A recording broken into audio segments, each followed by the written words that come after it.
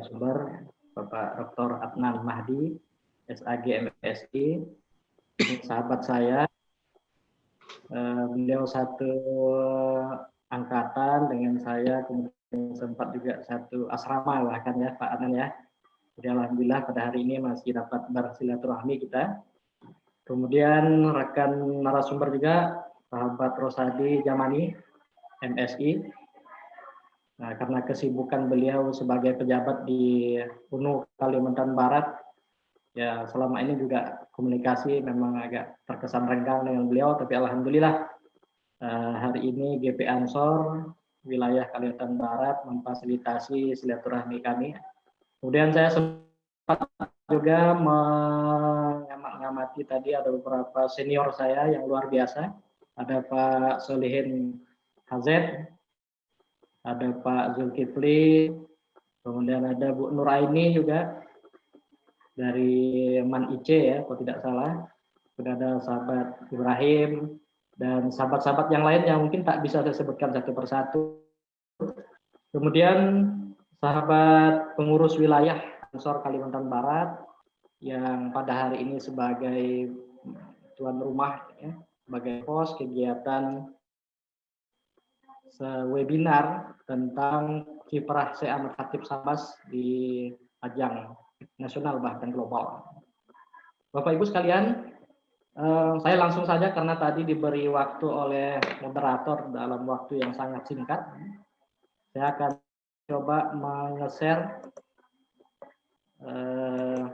PPT saya ya, PowerPoint yang saya siapkan sebelumnya. Apakah sudah terpantau Bapak Ibu sekalian, moderator? Sudah Pak, sudah Pak. Oke, terima kasih. Ini topik yang saya coba ketengahkan dalam webinar kita hari ini. Syekh Ahmad Sambas, Jejaring Keilmuan Lintas Borneo dan Global. Jadi kenapa saya sebut lintas Borneo? Karena memang kiprah dari Syekh Ahmad Khatib Sambas ini tidak hanya di Pulau Kalimantan gitu ya, pulau terbesar di dunia, tetapi kiprah beliau itu justru mencakup wilayah yang sifatnya regional bahkan global. Maka saya beri judul topik ini dengan lintas Borneo. Nah, kemudian sebelum masuk lebih jauh kepada bagaimana kiprah dari Syekh Ahmad Khatib Sambas di ajang regional bahkan global, saya akan sedikit melakukan setback itu ke belakang tentang bagaimana sih sejarah Islam di Sambas khususnya di masa silam. Dalam kronik Cina umpamanya dikatakan bahwa Islam itu sudah pernah singgah gitu di Kabupaten Sambas itu sejak abad ke-15 awal. Jadi 1407 satu komunitas Muslim Hanafi merupakan bagian dari armada Cengho yang sempat berlabuh di perairan Paluh. Gitu. Nah, ini merupakan tanda awal atau fase awal di mana Islam mulai bertapak ya, di Kabupaten Sambas pada masa lalu. Nah, oleh karena itu memang kemudian kalau kita mau lihat, memperhatikan orang-orang Paluh umpamanya, itu kan banyak ya kalau kita lihat walaupun dia Melayu umpamanya dia banyak matanya sipit seperti ya, orang-orang Cina gitu ya, orang-orang Tionghoa. Nah, ini tidak terlepas daripada proses pembauran yang terjadi antara Muslim Hanafi yang notabene adalah etnik Cina karena itu bagian dari armada Cengho tadi, yang kemudian berkawin-mawin gitu dengan masyarakat lokal di daerah Paluh itu. Nah, untuk penelitian ini memang diperlukan untuk membuktikan lebih jauh tentang kebenaran sejarah ini memang perlu kajian-kajian yang sifatnya antropologis dan arkeologis.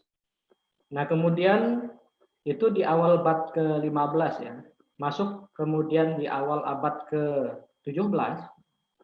Jadi antara abad ke-15 sampai ke-17 itu kan memang Sambas masih bagian dari kerajaan Hindu, gitu ya. Jadi kerajaan Hindu, jadi pimpinan atau penguasa yang menguasai daerah Sambas pada waktu itu ya memang orang Hindu. Nah, sehingga memang pengaruh dari aspek keislaman memang tidak terlalu kelihatan. Barulah pada awal dan menjelang pertengahan abad ke-17, terutama ketika naiknya Raden Sulaiman, anak dari Raja Tengah keturunan Raja Brunei itu, menjadi raja, ya raja atau sultan di Sambas, barulah Islam itu menjadi sebuah state, ya, menjadi sebuah power, ya, sebuah kekuatan, sebuah kedaulatan, jadi sebuah kerajaan Islam. Nah, pada saat itulah kemudian Islam itu mulai menjadi lebih kuat. Gitu. Jadi kalau sebelumnya pada awal abad ke-15 itu masih terbentuk komunitas-komunitas, kelompok-kelompok masyarakat yang kemudian berbaur dengan masyarakat lokal. Gitu ya. Nah, baru pada abad ke-17 awal itu terbentuklah satu kekuasaan Islam, itulah kira-kira sebutannya. Gitu. Nah, jadi 1631 merupakan awal dari dilantiknya Raden Sulaiman menjadi sultan yang pertama kerajaan Islam, kerajaan Sambas Islam. Nah, pada saat itulah kemudian Islam mulai berkembang menjadi sebuah kekuatan, sebuah kedaulatan. Nah, ketika Islam ini menjadi sebuah kedaulatan, dia menjadi satu daya tarik tersendiri sehingga banyak ulama-ulama atau mubaligh atau pedagang yang kemudian juga adalah sekaligus berprofesi sebagai mubaligh datang ke Sambas gitu pada waktu itu. Makanya kita mencatat umpamanya di Sambas ada Syekh Abdul Jalil Al-Fatani, seorang ulama dari Fatani, ya, sekarang berada di wilayah Thailand Selatan gitu ya. Nah, kemudian karena kiprahnya lama di Sambas dan kemudian wafat di Sambas, maka beliau dimakamkan di sebuah kampung namanya Kampung Lumbang di zaman itu. Nah, sekarang pun namanya masih disebut Lumbang. Ya. Nah, di Lumbang inilah dimakamkan Syekh Abdul Jalil Al-Fatani itu. Karena keulamaannya, maka oleh penduduk setempat dia sebagai keramat. Keramat itu berasal dari kata karomah gitu ya. Orang yang diberikan keistimewaan khusus gitu ya dalam terminologi tasawuf. Nah, sehingga Syekh Abdul Jalil Fataninya sendiri malah tidak muncul, yang orang kenal adalah keramat. Jadi keramat Lumbang. Jadi Syekh Abdul Jalil Fatani oleh orang sama itu disebut keramat Lumbang. Nah, padahal nama asli beliau itu adalah Syekh Abdul Jalil Al-Fatani. Itu terjadi sekitar awal abad ke-18, ya. Jadi tahun 1700-an. Nah, kemudian datang lagi Syekh Daud Al-Fatani.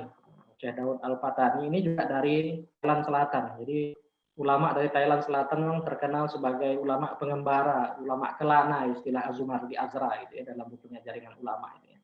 Jadi banyak lagi ulama dari Selatan yang datang ke Mempawah, kemudian juga sempat berdakwah ke Sambas. Nah, kemudian dari ulama-ulama lokal umpamanya ada Imam Sulaiti. Imam Sulaiti ulama lokal asli dari Sambas, tapi ya kira-kira sezaman juga lah dengan Ahmad Khatib Sambas. Nah, kemudian ada Haji Muhammad Saleh. Haji Muhammad Saleh ini adalah guru dari Sultan Safiuddin II, Sultan ke-13 dari Kerajaan Sambas, yang sempat menulis dua karya. Yang pertama, karya beliau disebut dengan Aqidatul Awam. Jadi ini adalah kitab terjemahan berbahasa Melayu dari kitab Aqidatul Awam karya Ahmad Marzuki, yang sangat populer di kalangan pesantren. Nah, itu diterjemahkan ke dalam bahasa Sambas oleh Haji Muhammad Saleh. Nah, di dalam bagian ya semacam lampiran atau appendix ya, tambahan gitu, tambahan naskah dari kitab Aqidatul Awam, beliau menulis sebuah syair namanya Syair Ma'rifat. Itu luar biasa ya. Jadi syair Ma'rifat ini berisi sifat 20 tapi disairkan. Saya sudah coba membandingkan syair Ma'rifat yang ditulis umpamanya oleh Abdul Samad Al-Palimbani, ya, kemudian Nuruddin Al-Araniri umpamanya, dia juga dua tokoh ulama yang saya sebut ini juga sempat menulis syair Ma'rifat, tapi Ma'rifatnya berbeda dengan syair Ma'rifat yang ditulis oleh Muhammad Saleh. Itu yang pertama. Jadi saya menguatkan keyakinan bahwa yang ditulis oleh Syekh atau Haji Muhammad Saleh ini adalah murni karya beliau, gitu, orisinil, ya, yang bukan mengadopsi, menyadur atau menyalin kembali gitu ya karya-karya syair ulama-ulama pendahulunya. Nah, itu karya yang kedua. Kemudian karya yang ketiga dari Muhammad Saleh itu ada zikir Barzanji, apa namanya, kalau Sambas namanya kitab zikir ya, buku zikir namanya Barzanji, tapi ditulis. Ini menunjukkan bahwa tradisi membaca Barzanji di Sambas itu sudah sejak lama. Itu terjadi sekitar tahun awal 1800-an. Nah, itu menunjukkan bahwa tradisi keulamaan di Sambas itu memang cukup lama dan cukup panjang sebelumnya. Nah, Syekh Daud Al-Fatani justru disinyalir adalah tokoh yang membawa kemudian Syekh Ahmad Khatib ke Makkah. Nah, itu meskipun sekali lagi ini perlu pembuktian lebih lanjut, tapi dalam satu artikel yang pernah ditulis oleh seorang pembentang pada ajang kegiatan KAIP ya, Konferensi Antarbangsa Islam Borneo tahun 2010 kebetulan YN Pontianak waktu itu menjadi tuan rumah, dikatakan bahwa yang membawa Syekh Ahmad Khatib Sambas itu adalah Daud Al-Fatani. Daud Al-Fatani datang ke Sambas itu dalam rangka mengunjungi muridnya, nah, gitu bahasanya. Jadi Daud Al-Fatani punya murid namanya Sultan Ali Safiuddin I. Jadi Raden atau Pangeran Anom itu konon adalah murid dari Syekh Daud Al-Fatani. Jadi Daud Al-Fatani itu datang ke kerajaan Sambas dalam rangka mengunjungi muridnya. Nah, ketika datang mengunjungi muridnya itu, beliau mungkin berkenalan dengan Syekh Ahmad Khatib muda pada waktu itu, kemudian membawanya ke Makkah. Makanya dalam silsilah keguruan dari Syekh Ahmad Khatib Sambas di Makkah dalam penelitian kami di tahun 2003 itu disebutkan bahwa salah satu guru penting dari Ahmad Khatib Sambas adalah Syekh Daud Al-Fatani. Itu ulama dari kalangan Melayu yang kemudian mengajar di Makkah. Nah, setelah belajar dengan Daud Al-Fatani inilah Syekh Ahmad Khatib Sambas itu baru belajar kepada ulama-ulama ya di kota suci Makkah. Nah, itu yang kedua, jadi fase kedua dari perjalanan Islam di Sambas. Kemudian baru masuk ke abad ke-19, ya, pada 19 itu, terutama pada pertengahan abad ke-19 sampai menjelang akhir abad ke-19, itu Islam sudah mulai mapan gitu ya, perkembangannya. Ya. Karena didukung oleh sebuah kekuasaan, maka di awal atau di pertengahan abad ke-19 berdiri lembaga-lembaga keulamaan, ada Maharaja Imam, ada imam, ada khatib, gitu ya. Nah, itu sudah ada cikal bakalnya di awal atau pertengahan abad ke-19. Kemudian berdiri lembaga-lembaga pendidikan Islam maupun pendidikan umum gitu ya, sekolah rakyat yang diprakarsai oleh Belanda. Nah, kemudian masuk pada fase keempat ketika Islam bertapak di Sambas itu, maka terutama pada awal-awal abad 20, terlebih ketika Muhammad Basyir Imran kemudian menjadi Maharaja Imam ya, atau Qadi dan Mufti di kerajaan Sambas, pada saat inilah Sambas kemudian dikenal sebagai Serambi Makkah.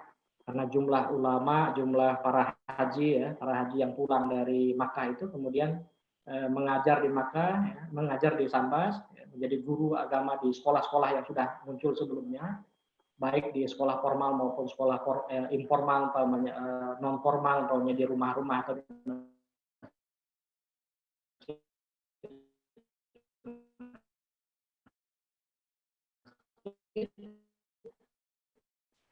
maka pada saat itulah kemudian Sambas waktunya juga sangat singkat. Nah, yang pertama kita ingin menegaskan bahwa Ahmad Khatib Sambas, ya, Syekh Ahmad Khatib Sambas ini adalah seorang ahli agama, ya, menguasai hampir semua ilmu keislaman atau Islamic Studies. Nah, ini kesaksian dari Seduk Khurkhronye, ya, seorang orientalis yang sempat belajar dan bahkan berdiam gitu ya, bermukim di Makkah untuk mengamati bagaimana perilaku ulama-ulama di Makkah pada waktu itu. Nah, jadi Khurkhronye ini sempat bertemu dengan Ahmad Khatib Sambas, kemudian beliau berkomentar bahwa Ahmad Khatib itu adalah seorang ahli agama yang hampir menguasai keseluruhan disiplin ilmu keislaman. Kemudian Al-Atas ya, Muhammad Najib Al-Atas ya, Van Brunesen kemudian menyebut Ahmad Khatib Sambas itu sebagai seorang sufi. Kemudian Sartono Kartodirjo, seorang sejarawan Nusantara, sejarawan Indonesia, itu mengatakan bahwa Ahmad Khatib Sambas itu adalah penyebar agama Islam yang berpengaruh besar dalam proses Islamisasi. Bapak Ibu sekalian, kita pernah dengar ada satu karya beliau, karya Sartono Kartodirjo itu kan judulnya Pemberontakan Petani Banten 1888 ya, 1888. Nah, menurut sejarawan bahwa kegiatan atau pemberontakan, perlawanan itu dilakukan oleh tokoh-tokoh yang berafiliasi kepada tarekat. Nah, apalagi ada sebagian salah satu penelitian dari Pak Ajit Thohir umpamanya, gerakan politik kaum tarekat itu justru menyebut bahwa tokoh penting di balik pemberontakan itu salah satunya adalah Abdul Karim Banten. Nah, kalau kita telusuri nasab keilmuan dari Abdul Karim Banten ini kan adalah murid dari Syekh Ahmad Khatib Sambas. Nah, itu menunjukkan bahwa pengaruh dari Ahmad Khatib Sambas sangat kuat. Nah, kemudian selanjutnya tokoh ulama yang memiliki jaringan global. Nah, itu pernyataan dari Pak Mansur Nur ketika kami melakukan kegiatan seminar internasional di tahun 2014 ya, ketika mau perubahan STAIN menjadi IAIN. Nah, kemudian ini karya dari Syekh Ahmad Khatib Sambas. Ini Pak Adnan saya kira nanti akan banyak bercerita tentang ini karena beliau adalah peneliti sekaligus pelaku gitu ya dari ajaran ini, karya beliau ini. Yang pertama adalah Fathul Arifin. Yang kebetulan kami yang waktu melakukan penelitian 2003 bersama Pak Rosadi, Pak Edi Kusnan Hadi itu ada dua versi Fathul Arifin ya. Yang pertama cetakan dari Makkah, yang kedua cetakan Mesir. Nah, jadi sementara kami berkesimpulan ini menunjukkan bahwa begitu populernya karya dari Syekh Ahmad Khatib Sambas ini sehingga dia diterbitkan paling tidak yang sementara ini kita temukan itu di dua penerbitan besar ya, dua penerbitan penting di abad-abad itu gitu ya. Nah, kemudian selain dari Fathul Arifin, Ahmad Khatib Sambas juga sempat mengarang ya, dua karya tapi masih bentuknya manuskrip, yaitu fatwa tentang sholat Jumat dan fatwa tentang hukum menyembelih, hukum sembelihan. Nah, sayangnya memang naskah ini belum sempat kita kaji lebih lanjut karena menurut informasi yang kita dapat ini ditulis di Pulau Midai gitu ya, di Pulau Midai itu disalin gitu ya. Kemudian ini kemudian dikaji oleh salah seorang peneliti dari UITM kalau tidak salah saya yang ketika melakukan pembentangan makalah ya, kertas kerja di IAIN Pontianak di tahun 2010. Nah, itu kajian menarik. Saya kira ke depannya ini penting untuk kita kaji lebih lanjut biar kita lebih banyak tahu tentang bagaimana Ahmad Khatib Sambas. Ini buku biografi dari Syekh Ahmad Khatib Sambas yang tadi saya katakan kami tulis bersama tim ya, saya Pak Rosadi dan Pak Edi Kusnan Hadi di tahun 2003. Itu kemudian diberi pengantar oleh Pak Prof. Kiai Haji ya, Syed Agil Siraj, Ketua PBNU sekarang. Kami bedah waktu itu di Hotel Campos Palace. Alhamdulillah kami mendapat sambutan luar biasa. Meskipun ya ini perlu memang lebih lanjut dikembangkan dan alhamdulillah Pak Nan lebih konsen di dalam bidang ini. Bahkan saya kalau tidak salah pernah baca, beliau juga pernah sempat menulis ya lanjutan dari karya beliau ini. Nah, kemudian karya berikutnya adalah juga masih kaitannya dengan Syekh Ahmad Khatib Sambas. Ini adalah penelitian berdasarkan kajian manuskrip, kajian naskah, ya, kajian manuskrip dari Abdul Malik bin Abu Bakar Krui. Jadi Abu Bakar Krui ini adalah seorang ulama dari Lampung Selatan yang kemudian menyebarkan Islam di pedalaman Kalimantan Barat, khususnya di daerah Jongkong. Ya. Nah, di dalam naskah yang beliau tulis, ya, naskah Abdul Malik bin Abdul Malik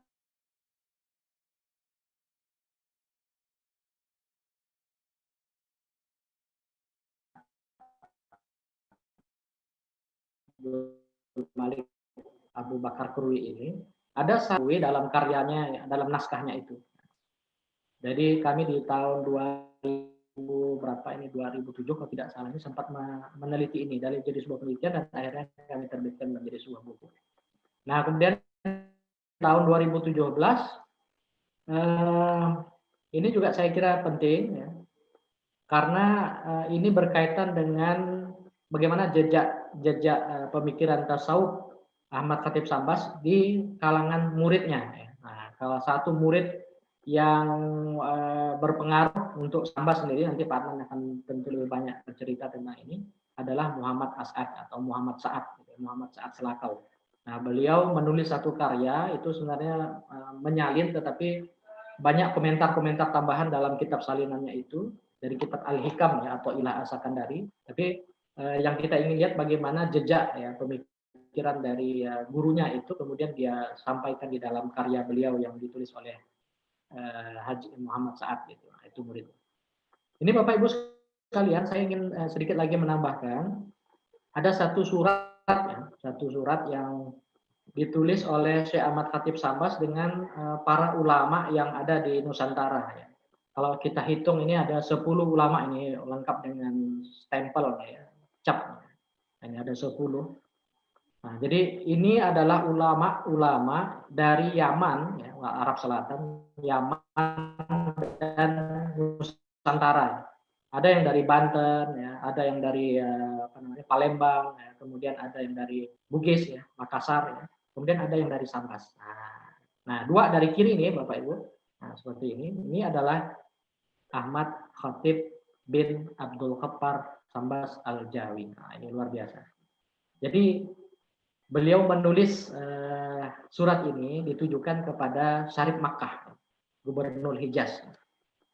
Syarif Makkah itu gelar yang dipakai untuk orang yang melayani para tamu Allah ya, para haji ya, hujjaj ya, para haji yang datang ke Makkah, yang melayani itu adalah Gubernur Hijaz, atau istilah dalam sejarah Islam itu namanya Syarif Makkah. Nah, jadi surat ini ditujukan dalam bentuk apresiasi. Jadi apresiasi dan ucapan terima kasih kepada Syarif Makkah, kepada Gubernur Hijaz tentang betapa hebatnya gitu pelayanan, betapa memuaskannya pelayanan gitu ya, betapa primanya pelayanan yang diberikan oleh Gubernur Hijaz ya, kepada para tamu Allah ketika datang melakukan ibadah haji di tanah suci itu. Itu yang pertama. Yang kedua, surat ini juga berisi ucapan apresiasi dan terima kasih kepada Sultan Abdul Majid. Sultan Abdul Majid itu Sultan Turki ya, yang telah mengamankan perjalanan haji baik darat maupun laut ya. Jadi di zaman dulu orang mau pergi haji kan berbulan-bulan. Nah, ketika dia di laut umpamanya itu tidak mustahil itu diserang oleh lanun, oleh bajak laut, oleh rompak gitu. Tetapi yang mengamankan adalah tentara dari kerajaan Turki. Nah, jadi ini sebuah suatu yang luar biasa ya. Nah, kalau ya Ahmad Khatib ini bukan atau orang yang biasa-biasa saja, orang yang tidak punya pengaruh besar ya, tentu dia tidak akan berada di deretan nama-nama ini. Ya. Jadi ini Syekh Zubaidi umpamanya ini ada ulama dari Yaman gitu ya. Nah, kemudian kalau kita lihat umpamanya di sini ada dari Banten, ini Banten, Syekh Abdul Ghani ya, dari Banten, Syekh Muhammad Ali ya. Kemudian Ibrahim gitu ya. Kemudian ada ini Ismail Al-Jawi, kemudian ini Syekh Ahmad Khatib Sambas, kemudian ini yang dari Bugis nih Bapak Ibu. Ad-Da'i ilallah Muhammad Arsyad bin Abdul Fattah Bugis. Jadi kalau kita lihat di representasi dari kepulauan, ada dari Pulau Sumatera, Palembani, ada Palembani. Kemudian dari Pulau Jawa ada Banten, kemudian dari Pulau Kalimantan itu Syekh Ahmad Khatib yang alhamdulillah berasal dari Sambas, Kalimantan Barat. Nah, kemudian ketiga tadi ada Syekh Abdul Fattah Bugis. Nah, itu dari Sulawesi. Itu kan luar biasa ya. Jadi kiprahnya saya kira kita beruntung ya, bangsa Indonesia beruntung punya tokoh ya yang namanya itu mendunia, menginternasional, dan kiprahnya tidak diragukan. Ini arsip disimpan di perpustakaan Istanbul, Turki. Nah, kemudian didigitalisasi oleh British Library ya. Jadi saya berterima kasih dengan Bu Annabel Tehgalop, seorang kurator dari museum atau dari perpustakaan British Library itu, yang kemudian berbagi, mengeser ya, kepada saya surat yang luar biasa ini. Nah, ini deskripsi surat yang tadi saya sampaikan. Ya. Ada satu yang tadi belum sempat tersampaikan adalah di samping mengucapkan terima kasih atas pelayanan yang diberikan kepada para haji, juga terima kasih kepada atas fasilitasi Jabal Kubais, ya, Jabal Kubais sebagai tempat penuntut ilmu dari Nusantara. Nah, ini kan tempatnya Ahmad Khatib Sambas ketika mengajar gitu ya. Jadi rupanya Syarif Makkah atau Gubernur Hijaz itu memfasilitasi para penuntut ilmu, orang-orang yang mau belajar agama di Makkah itu di suatu tempat namanya Jabal Kubais. Ini luar biasa. Nah, ini genealogi intelektual ulama Nusantara yang berafiliasi ke Ahmad Khatib Sambas. Nah, ini mungkin bisa kita lihat. Ini saya kutip dari Pak Zamak Sari Taufir. Ini dosen saya di UIN Wali Songo Semarang tahun 2000 ya. Saya takzim sekali dengan beliau. Saya ingin, kemudian ini salah satu halaman bukunya saya kutip. Jadi Bapak Ibu, ini kan yang Ahmad Khatib Sambas yang meninggal tahun 89 ini. Kemudian Nawawi Banten, ya, kemudian Khalil Bangkalan, gitu ya. Bahkan nanti muridnya adalah Hasyim Asy'ari, gitu ya. Isa Muhab Hasbullah yang kita nyanyikan lagunya tadi, mungkin keluar. Sayang ini agak tertutup oleh foto ya, gambar. Nah ini menunjukkan pengaruh dia. Nah ini pengembangan pesantren pengembang Tarekat Qadiriyah Naqsabandiyah, ya. Nah, di pesantren Pagentongan Bogor, kemudian di Suryalaya Tasikmalaya, kemudian di Meranggen, di Rejoso Jombang, di Tebu Ireng Jombang. Saya kira sebagai pemantik Bapak Ibu sekalian, ya, untuk kita diskusi lebih lanjut, saya cukupkan sekian karena masih banyak atau ada 2 lagi orang yang lebih kompeten untuk bicara tentang Tarekat Qadiriyah Naqsabandiyah atau kiprah Syekh Ahmad Khatib Sambas. Sementara saya sudahi. Assalamualaikum.